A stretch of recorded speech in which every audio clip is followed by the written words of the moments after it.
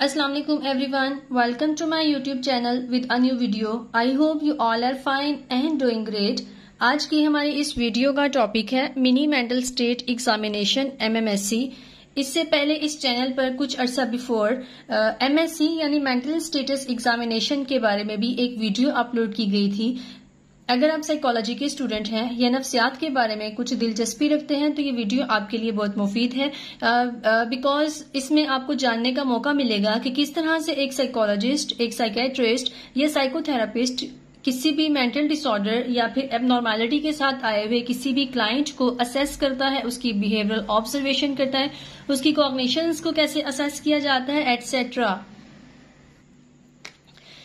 Topic की तरफ बढ़ने से पहले आपको बताती चलूं कि MSc और MMSc साइकेट्री की दुनिया के बहुत अहम टूल हैं, जिसे एक साइकेट्रिस्ट, एक साइकोथेरापिस्ट, एक साइकोलॉजिस्ट अपने क्लिनिकल सेटिंग्स में यूज करता है। और ये वो दो टूल्स हैं जिससे डिटेल्ड क्लाइंट की एग्जामिनेशन जो है वो हो जाती है कि क्लाइंट की ओरिएंटेशन क्या है, उसका सोचने का, समझने का, देखने का अंदाज कैसा है, या फिर उसकी टाइम, प्लेस, पर्सन से मुतलिक ओरिएंटेशन कैसी है, अपनी प्रॉब्लम के बारे में इनसाइट कैसी है, उसका mood, affect, behaviour, judgements, decision makings. मतलब कि इन दो टूल्स के जरिए क्लाइंट की जो एक डिटेल असेसमेंट है, इवन के नॉर्मल लोगों की भी जो एक डिटेल असेसमेंट है वो हो जाती है।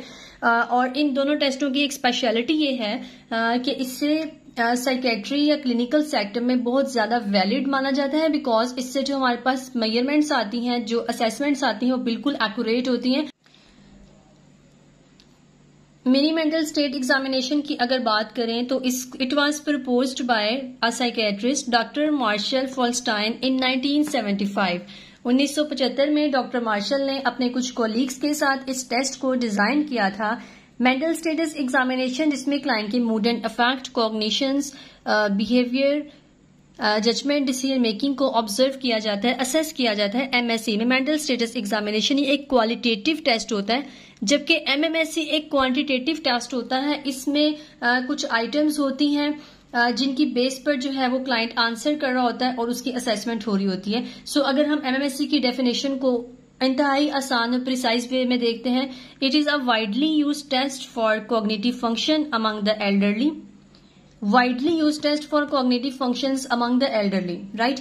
इस टेस्ट को खास तौर पर एजिड लोगों के लिए डिजाइन किया गया था, बिकॉज जैसे जैसे इंसान अपनी पर्टिकुलर लाइफ स्टेजेस लाइक बचपन से जवानी या बुढ़ापे की तरफ जाता है तो उसको कुछ मेमोरी इश्यूज हो जाते हैं, कुछ कॉग्निटिव फंक्शंस जो हैं वो डिस्टर्ब हो जाते हैं, बिकॉज ऑब्वियसली जो एजिड लोग होते हैं उनको काफी ज्यादा मसाइल आ जाते हैं, लाइक उनको भूलने की आदत हो जाती है, बीमारी हो जाती है, वो चीजों को याद नहीं कर पा रहे होते, वो अपने इवेंट्स को रिकॉल नहीं कर पाते, लाइक इस तरह की जो प्रॉब्लम है अमंग द एल्डर पीपल वो हो जाते हैं। सो MMSc को स्पेसिफिकली डिजाइन किया गया था for the elders.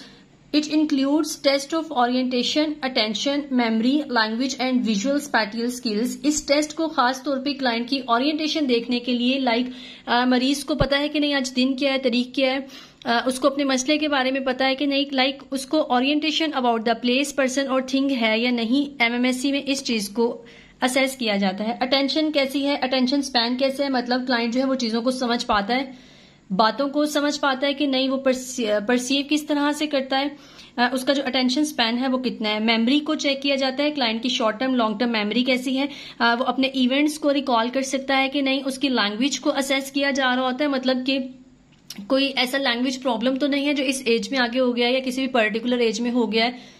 And visual spatial skills, यानी कि क्लाइंट की जो देखने की या परसीव करने की सलाहियतें हैं, चीजों को देखने की, ऑब्जर्व करने की, उसको परसीव करने की जो सलाहियत है वो किस तरह की है। जैसा कि मैंने आपको वीडियो के आगाज में बताया कि MSc और MMSc को साइकेट्री की दुनिया का बहुत अहम टूल्स माना जाता है। सो MMSc के जरिए जो है हम क्लाइंट की जो 4 लोब्स इंपॉर्टेंट फंक्शनिंग होती है, लाइक टेम्पोरल, पाराइटल, फ्रंटल और ऑक्सीपिटल लोब की जो फंक्शनिंग होती है कि क्लाइंट की देखने, सुनने, समझने की सलाहियत किस तरह की है, वो हम MMSc के जरिए बहुत इजीली जो है वो ऑब्जर्व कर सकते हैं या असेस कर सकते हैं। अब हम देखते हैं कि MMSc के मेन कंपोनेंट्स कौन से हैं, यानी MMSc में कौन से ऐसे कंपोनेंट्स हैं जिनको बाय क्वेश्चंस कवर किया जाता है या असेस किया जाता है। These components are orientation, recall, registration, language, repetition, reading and writing, attention and calculation, copying. यानी MMSE जो कि एक क्वांटिटेटिव क्वेश्चनेयर है, यानी इसमें मुख्तलिफ सवालात पूछे जाते हैं।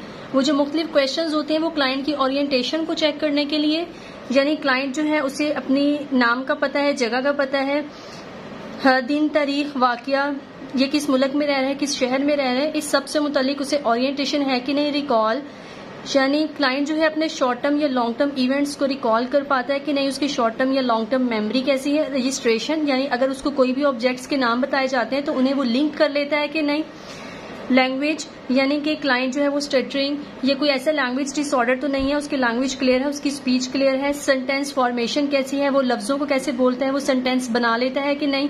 रेपिटेशन, यानी अगर क्लाइंट को कोई भी बात रिपीट करने के लिए कहा जाए या फिर कोई आइटम जो उससे रिपीट करवाई जा रही है उससे वो कर लेता है। रीडिंग एंड राइटिंग, क्लाइंट की जो रीडिंग एंड राइटिंग एबिलिटी है वो कैसी है, लिखते हुए उसके हाथ वगैरह तो शिवरिंग नहीं कर रहे हैं, या फिर वो जिस तरह से देख रहा है। कॉपिंग, यानी जो ऑब्जेक्ट हम उससे बनाने का कह रहे हैं उसको वो ड्रा कर पाता है कि नहीं। अटेंशन एंड कैलकुलेशन, यानी क्लाइंट का जो अटेंशन स्पैन है वो कैसा है, वो बात को गौर से समझ रहे हैं, जो हम क्वेश्चंस पूछ रहे हैं उसको गौर से सुन रहे हैं। कैलकुलेशन, यानी कि जो डिफरेंट कैलकुलेशंस होती हैं, लाइक छोटी मोटी कैलकुलेशन, लाइक कोई प्लस माइनस के क्वेश्चंस, कोई बैकवर्ड काउंटिंग वगैरह अगर हम उसको कह रहे हैं तो उसको वो कर पाता है कि नहीं।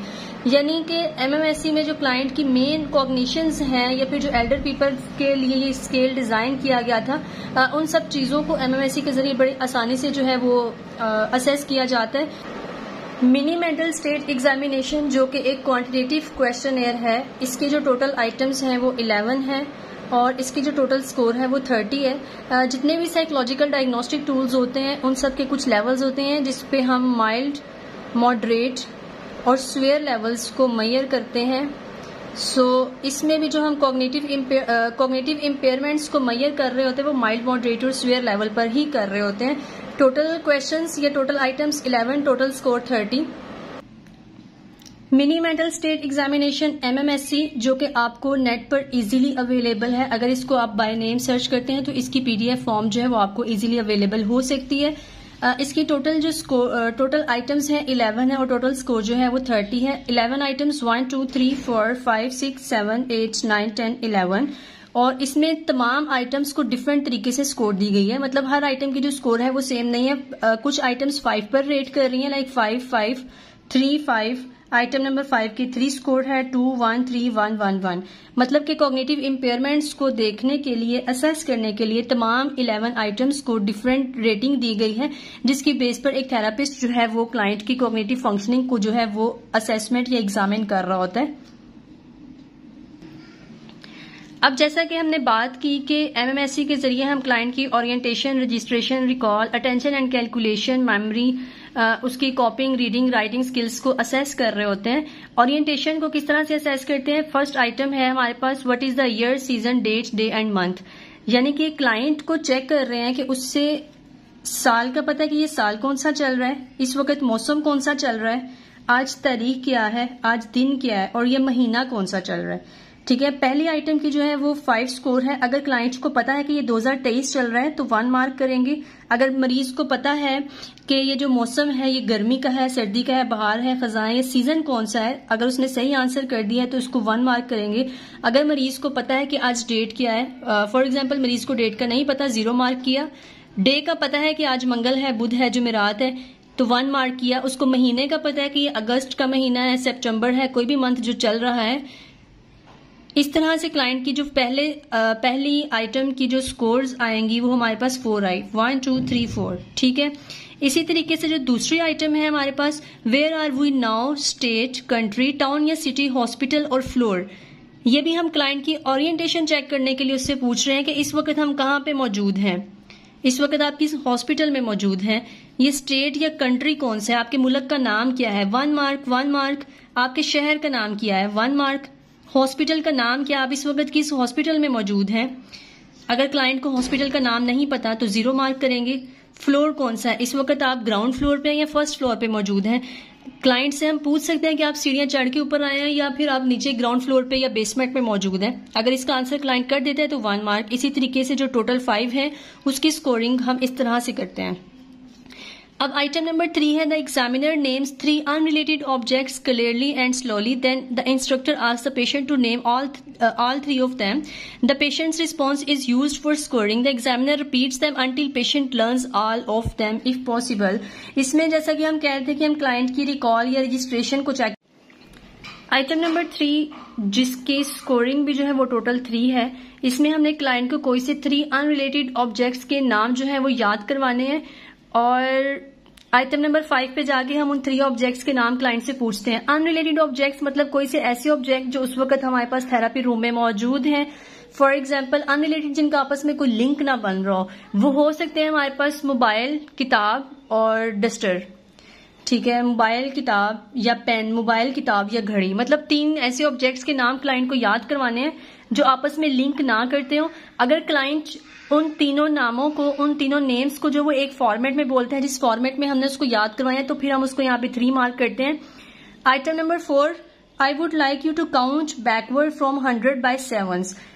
ठीक है, इसमें हम क्लाइंट से कहते हैं कि आप 7 के डिफरेंस के साथ, मतलब 7 के डिफरेंस के साथ आप जो है हमें 100 से बैकवर्ड काउंटिंग सुनाएं। फॉर एग्जाम्पल 7 के डिफरेंस के साथ 93, 86, 79, 72, 65। अब अक्सर पेशेंट कहते हैं कि मैं पढ़ा लिखा नहीं हूं, मुझे गिनती नहीं आती है, कुछ भी इस तरह का। तो हमने यहाँ पे बेसिकली जो चेक करनी है वो क्लाइंट की कैलकुलेशन को चेक करना है कि वो बैकवर्ड रिस्पॉन्स उसका कैसा है। या हम उसको कोई लफ्ज बोल सकते हैं कि ये एक लफ्ज लिखा हुआ है वर्ड WORLD, आप इसको बैकवर्ड रिपीट करें DLROW।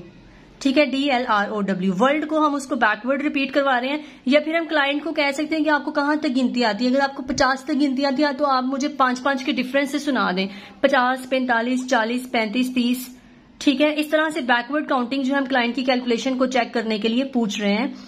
आइटम नंबर 5 जिसको हमने 3 स्कोर करना है, earlier I told you the names of 3 things, can you tell me what those were. अभी कुछ देर पहले मैंने आपको कोई से 3 ऑब्जेक्ट्स के नेम आपको मैंने याद करवाए थे, क्या आप उनको रिपीट कर सकते हैं या रिकॉल कर सकते हैं। यानी आइटम नंबर 3 जिसे हमने 3 रेटिंग दी थी, अब हम वो पूछ रहे हैं कि जो मैंने 3 अनरिलेटेड ऑब्जेक्ट्स के आपको नाम बताए थे आप वो मुझे बता दें। अगर क्लाइंट तीनों ऑब्जेक्ट्स के नाम बता देते हैं तो उसको 3 मार्क करेंगे, अगर 1 या 2 के बताते तो उसको हम 2 या 1 पे मार्किंग करते हैं। Show the patient 2 simple objects such as a wristwatch and a pencil and ask the patient to name them. Item number 6 में हम क्लाइंट को कोई सी 2 चीजें दिखाते हैं जो उस वक्त हमारे पास मौजूद हैं। वो पेंसिल हो सकती है, वो बैग हो सकता है, वो टेबल हो सकता है, वो रिस्ट वॉच हो सकती है। कोई से 2 ऑब्जेक्ट्स के नेम जो है, कोई से 2 ऑब्जेक्ट्स दिखा के क्लाइंट से उसके नेम पूछना है। अगर वो सही आंसर करता है तो 2 मार्क करेंगे, अदरवाइज 0 या 1 जो भी उसकी मार्किंग होगी। आइटम नंबर 7 जिसको हमने 1 मार्क करना है, repeat the phrase no, ifs, ands or buts. कोई ऐसा फ्रेज रिपीट करें जिसमें नहीं, अगर, और लेकिन का लफज आता हो। आइटम नंबर 8 पे हम जिसको हम 3 मार्क कर रहे हैं, take the paper in your right hand, fold it in half and put it on the floor. The examiner gives the patient a piece of blank paper. अब यहाँ पे आपने एक चीज का ध्यान रखना है कि जब आप क्लाइंट को MMSE करवा रहे हैं तो आपके पास एक ब्लैंक पेज मौजूद हो, जिसे आपने क्लाइंट को देना है और उसको कहना है कि आप इस पेपर को अपने राइट हैंड में पकड़ें, इससे हाफ फोल्ड करें और इसे जमीन पे रख दें। ठीक है, इसमें हम क्लाइंट की जो लोब्स फंक्शनिंग है उसको बेसिकली असेस कर रहे हैं। अब हमने देखना है कि क्लाइंट हमारी इंस्ट्रक्शंस को फॉलो करता है कि नहीं। यहाँ पे स्पेसिफिकली लिखा है कि क्लाइंट ने जो ये पेपर पढ़ा हुआ है इसको राइट हैंड में पकड़ना है। ठीक है, take the paper into your right hand, fold it in half. एक पेपर लें, जो मैं आपको ये पेपर दी उसको अपने राइट हैंड में पकड़ें, इसको फोल्ड करें इस तरह से और इसे जमीन पर पुट करें, जमीन पर या फर्श पे रख दें। ठीक है, अगर क्लाइंट हमारे इंस्ट्रक्शंस को फॉलो करता है तो हम उसको 3 मार्क देंगे। लेकिन अगर हमें लग रहा है कि क्लाइंट ने लेफ्ट हैंड से पेपर उठाया है, उसे फोल्ड भी नहीं किया और उसे जमीन पर रख दिया है, तो उसकी जो उसका परफॉर्मेंस होगी इस क्वेश्चन पे उसके मुताबिक हम उसकी मार्किंग करते हैं। Please read this and do what it says.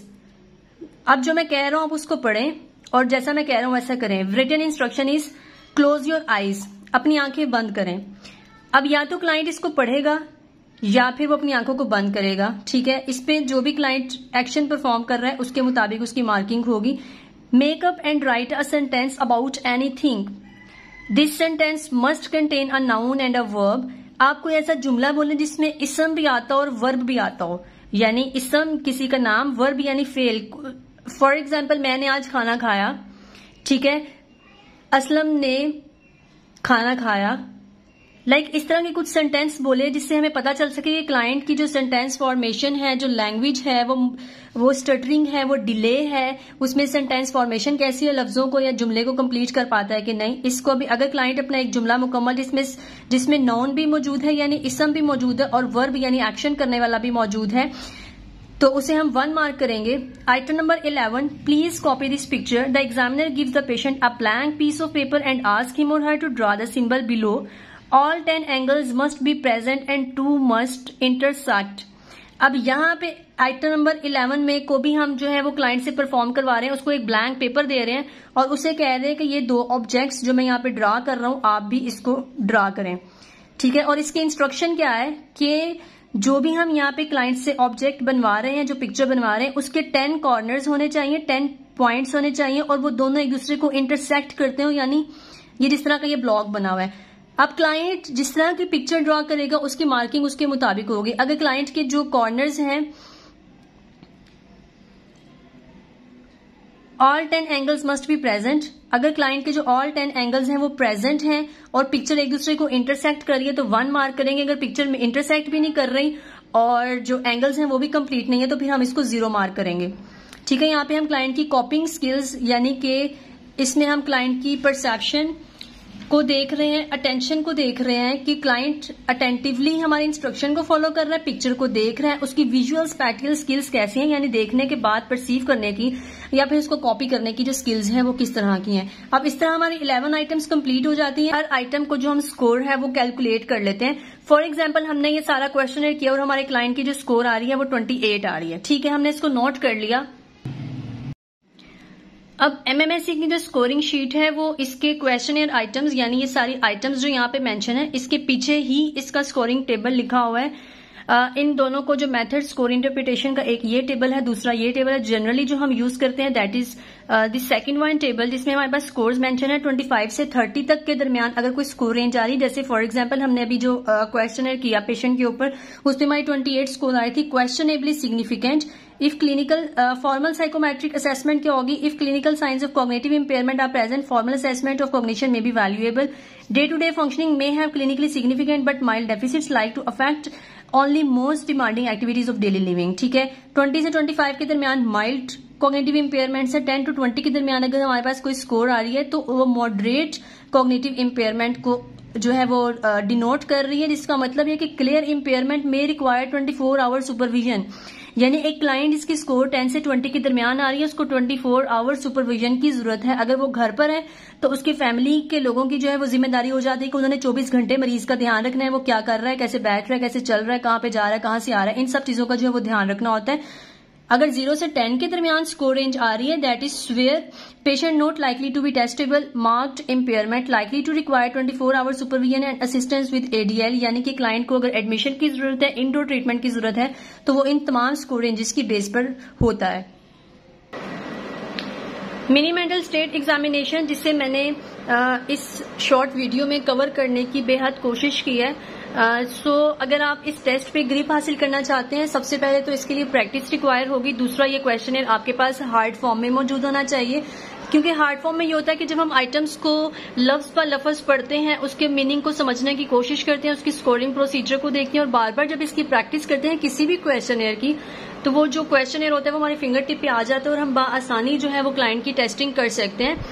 अगर आप भी MMSE या MSc को बेहतर तरीके से सीखना चाहते हैं तो ये दोनों टूल्स आपके पास हार्ड फॉर्म में मौजूद होने चाहिए और इन्हें आप अपने ऊपर अप्लाई कर सकते हैं, अपने किसी फैमिली मेंबर पे अप्लाई कर सकते हैं, just for practice so that you can get grip on the skills. और ये साइकोलॉजी के बहुत अहम टूल्स होते हैं बिकॉज इसमें क्लाइंट की lobes functioning, mood and affect, thought process, cognitions, reading and writing, judgement, decision making, thought content वगैरह MSc और MMSE दोनों के जरिए हमारे पास आ रहा होता है। बस दोनों टूल्स में डिफरेंस ये है कि MSc जो है वो हमारे पास एक क्वालिटेटिव इंटरप्रिटेशन देता है और MMSE जो है हमें एक क्वांटिटेटिव इंटरप्रिटेशन देता है। यानी इसमें हमारे पास क्वालिटी लेवल्स आ जाते हैं बिकॉज इसमें कुछ क्लोज एंडेड क्वेश्चंस होते हैं, 11 आइटम्स होती हैं। MSc जो है वो एक ओपन एंडेड क्वेश्चनर होता है, इसमें हम क्लाइंट टोटली जो क्लाइंट की असेसमेंट है वो एक थेरेपिस्ट या फिर एक साइकोलॉजिस्ट की ऑब्जर्वेशन पे डिपेंड कर रहा होता है, उसकी क्लिनिकल इंटरव्यू पे, उसकी बिहेवियरल ऑब्जर्वेशन पे ये सब डिपेंड कर रहा होता है। ठीक है, मतलब जो एमएससी के बाद जो हम रिपोर्ट बनाते हैं, क्लाइंट का मूड एंड अफेक्ट कैसा है, उसकी ओरिएंटेशन कैसी है, उसकी जजमेंट, उसका थॉट प्रोसेस कैसे है, वो हम एक क्वालिटेटिव रिपोर्ट बनाते हैं मीन्स की एक पैराग्राफ की फॉर्म में।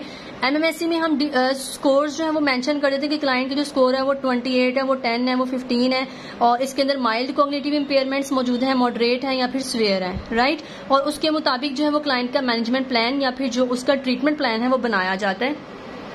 उम्मीद है इस वीडियो में आपको एमएमएससी की कुछ समझ आई होगी। अगर आप इसको बेहतर तरीके से समझना चाहते हैं तो इस टूल को आज ही डाउनलोड करें और इसकी आइटम्स को पढ़ें। अगली वीडियो तक के लिए दीजिए इजाजत। अगली वीडियो में मैं आपको कोई और साइकेट्री टूल के साथ जो है वो वीडियो अपलोड करूंगी। Stay tuned, stay blessed. अगली वीडियो तक के लिए दीजिए इजाजत। तब तक के लिए अल्लाह हाफिज।